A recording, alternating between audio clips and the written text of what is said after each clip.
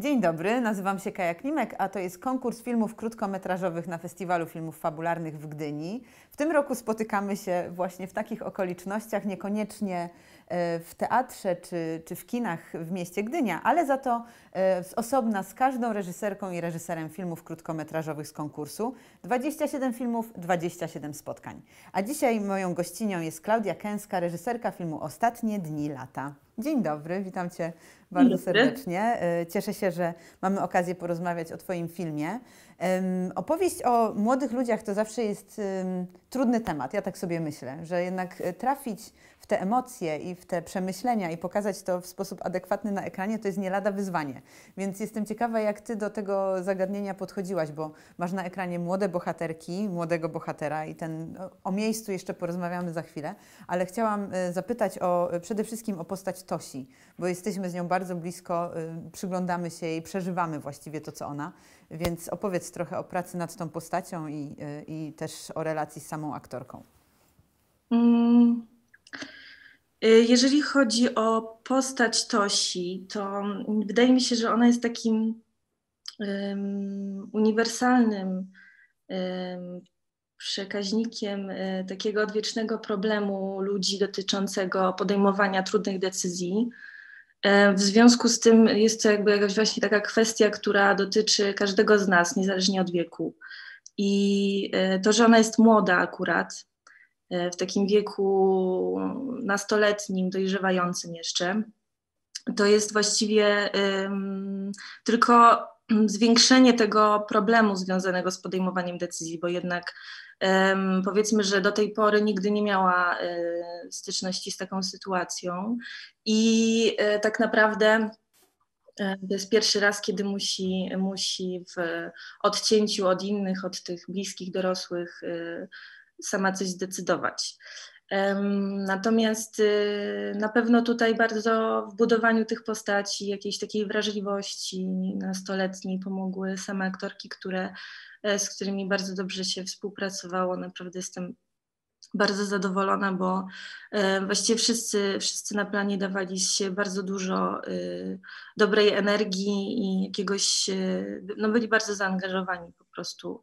I w zasadzie Julia od początku, Julia Kuska, która grała Tosię, od początku była bardzo zaangażowana. Na pierwsze spotkanie nasze w kawiarni zapoznawcze przyszła już z notesikiem, żeby sobie robić jakieś notatki, zapisywać rzeczy, więc jakby to zaangażowanie właśnie było od początku bardzo duże i trwało ono do końca. Ale każdy film też bierze się z jakiejś potrzeby. Mi się wydaje, że Twój film jest bardzo aktualny, opowiada o dylematach związanych również z przemocą wobec kobiet w świecie, który nas otacza. Więc też jestem ciekawa takiej iskry zapalnej, która stała dla Ciebie za opowiadaniem tej właśnie historii, bo to się wszystko bardzo pięknie i tak spokojnie, sielankowo zaczyna, ale później oczywiście poznajemy kolejne elementy tej historii. Więc opowiedz też trochę o samym scenariuszu i o tym, jak pracowałaś nad tą historią. Chyba faktycznie jakoś być może ja byłam sama w takim momencie trudnych wyborów i to był taki moment właśnie na przemyślenia tego, jak to się dzieje właśnie, że musimy się zmierzać w życiu z tak jakimiś poważnymi sytuacjami. I to była jakaś taka iskra zapalna do tego, żeby stworzyć ten scenariusz. Natomiast to, że później były włączane różne elementy do niego, to była właśnie już kwestia takich nabudowań zaczerpniętych z życia naokoło, czyli po prostu jakby jakoś tak kumuluje różne doświadczenia i informacje, jakieś wrażenia na przestrzeni jakiegoś większego odcinka czasu i później staram się jakoś to włączyć do głównej opowieści albo robię jeszcze jakiś taki research na bieżąco i coś, co mnie interesuje albo co uważam, że warto byłoby włączyć do opowiadania, no to dokładam, że tak powiem, do tego głównego elementu. Powiem szczerze, że rzadko oglądam filmy, w których tak mocno gra jednak klasowość bohaterów, bo to jest dla mnie uderzające w tym filmie, że mamy właśnie tą rodzinę reprezentującą jakby nie było klasę wyższą. No jak ktoś ma winnicę, to raczej nie należy do klasy średniej, umówmy się. I całą grupę pracowników i pracowniczek, którzy w tej winnicy pracują, wśród nich jest oczywiście Jana. Więc chciałam Cię zapytać, na ile Tobie właśnie też zależało na wyciągnięciu tych różnic i tego podejścia do całej sprawy ze względu też na klasę, bo to jest taki wątek, który często w kinie się pomija, ale tym bardziej to uderza, jeśli to się już pojawia, że od razu zwracamy na to uwagę, więc gdybyś mogła trochę o tym opowiedzieć. Właściwie to faktycznie jakby wyjście od tego, że to są właściciele winnicy, to było też coś takiego, co nie do końca sprzyjało w ogóle realizacji, przez to, że nie jest łatwo znaleźć winnicę, nie jest tam łatwo realizować zdjęcia. Natomiast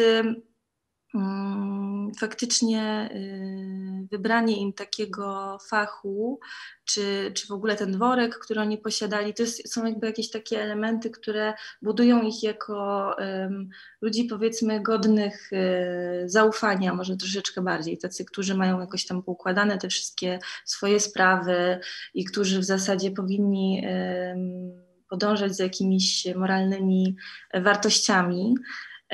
A co moim zdaniem właśnie jakoś zwiększa ten cały dramat ich i też jakby komplikuje sytuację w momencie takiej niespodziewanej sytuacji, jaka ich spotyka.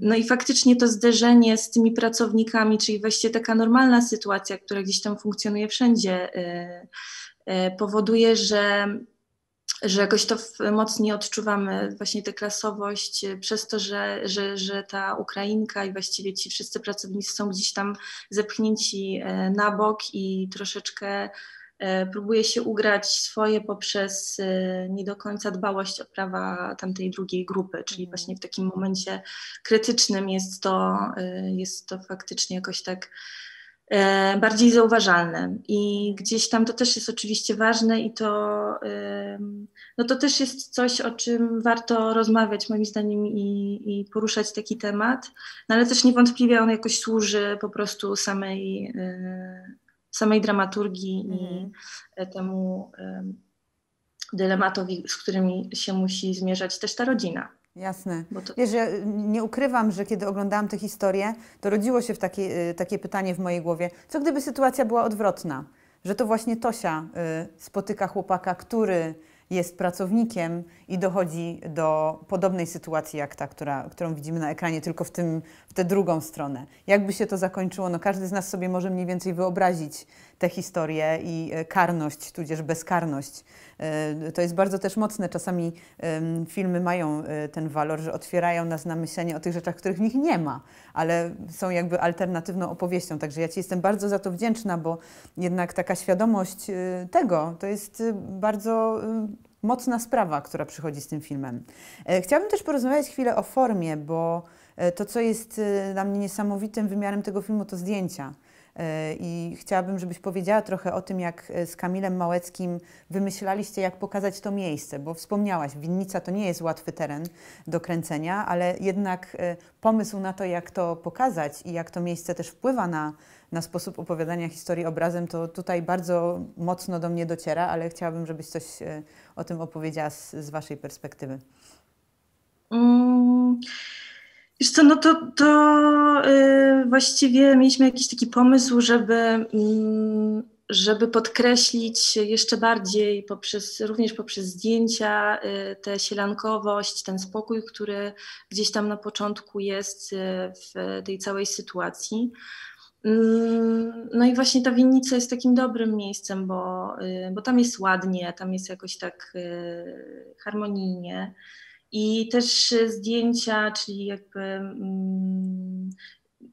światło i kolory są dosyć ciepłe tam właściwie. To też jakby wynikało jeszcze z jakby genezy w ogóle tego pomysłu, czyli jakiegoś takiego zachłyśnięcia się właśnie pięknem letnich wieczorów, które też generują takie ciepło właśnie bardzo przyjemne. I to później jakoś staraliśmy się przekładać na to, jak właśnie wyglądają sceny, jakie są kolory, jakie są kostiumy, scenografia, więc to wszystko jakby miało budować ten świat. I też sposób prowadzenia kamery, czy też obiektywy, no to miało akurat odzwierciedlać bardziej opowiadanie poprzez Tosię, poprzez tę główną bohaterkę. Bardzo to jest mocny wymiar tego filmu dla mnie i też chciałabym Cię zapytać o to, jak pracujesz z aktorami, bo zapamiętałam bardzo wyraźnie taką scenę z samego początku tego filmu, kiedy wszyscy mówią naraz i właściwie dzieje się wszystko na dwóch planach, że tutaj nie wiemy za bardzo, to też jest wyzwanie dla tłumacza, co właściwie tłumaczyć i gdzie tutaj napisy wstawiać, kiedy mamy taką scenę grupową, w której wszyscy bohaterzy właściwie biorą udział jednocześnie w rozmowie, chociaż ona jest rozłożona na te dwa plany. Więc powiedz mi też trochę o tym, jak Ty myślisz o właśnie takich scenach bardziej grupowych, no bo to mamy ten indywidualny wątek emocji Tosi, ale tak dużo się ujawnia w tych scenach. Bardzo jestem ciekawa Twojego pomysłu na to. Wiesz co, no akurat wybrałaś świetne zagadnienie, bo z tą sceną jest trochę szersza historia.